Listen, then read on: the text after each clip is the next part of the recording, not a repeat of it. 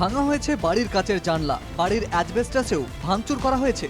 উত্তর চব্বিশ পরগনার হিঙ্গলগঞ্জের সাহেবখালীতে 198 নম্বর বুথের বিজেপি সভাপতির বাড়িতে হামলার অভিযোগ উঠেছে তৃণমূল কর্মীদের বিরুদ্ধে।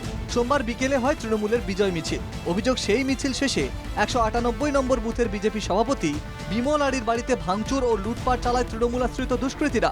বিজেপি নেতাকে প্রাণনাশের হুমকি দেওয়া হয় বলে অভিযোগ। আতঙ্কে ঘরছাড়া বিজেপি নেতার পরিবার। কালকের বিজয় মিছিলের পর টিএমসির গুন্ডারা এসে আমাদের ঘর ভাঙচুর করেছে। বারবার আমাদের হুমকি দিচ্ছে, ওরা রেজাল্ট বেরোনোর পরে হুমকি দিচ্ছে, মেরে ফেলবো, খুন করে ফেলবো, ঘর থেকে তুলে নিয়ে যাব। অভিযোগ অস্বীকার করেছে স্থানীয় তৃণমূল নেতৃত্ব। তৃণমূল কংগ্রেস বিজয় মিছিল দিকে দিকে এগোচ্ছে। অ্যাকচুয়ালি সাহেবখালীর অমরপুরে বিজেপির কোনো সংগঠনে নেই, মানে দুটো গোষ্ঠী আছে, দুটো গোষ্ঠীর মধ্যে সংঘর্ষ হতে তাদের বাড়ি ভাঙচুর হয়েছে। তৃণমূল কংগ্রেস থেকে তীর দিচ্ছে।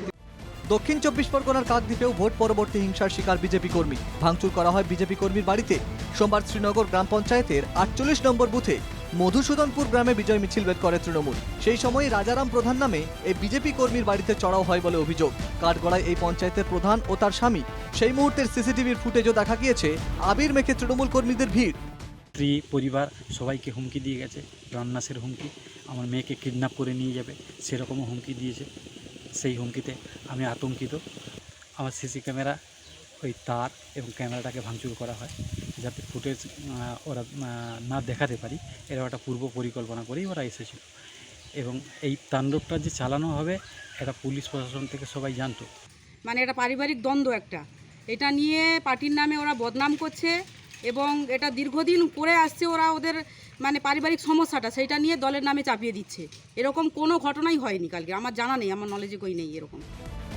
একদিকে দক্ষিণবঙ্গে আক্রান্ত বিজেপি, অন্যদিকে মুর্শিদাবাদে তখন তৃণমূলের গোষ্ঠীদ্বন্দ্বে উত্তপ্ত পরিস্থিতি। সালারের উজনিয়া গ্রামে তৃণমূলের দুই পক্ষের বোমাবাজিতে আতঙ্ক ছড়ায় এলাকায়। তৃণমূলের প্রাক্তন ব্লক সভাপতি অনুগামীদের সঙ্গে বর্তমান ব্লক তৃণমূল সভাপতির গোষ্ঠীর সঙ্গে সংঘর্ষে জড়ায়। সালার থানার পুলিশ দুপক্ষের 4 জনকে গ্রেপ্তার করেছে।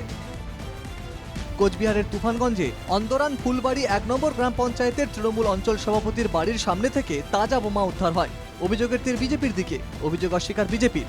তুফানগঞ্জ থানার পুলিশ বোমা উদ্ধার করে নিয়ে যায়। Bureau report, NKTV Bangla.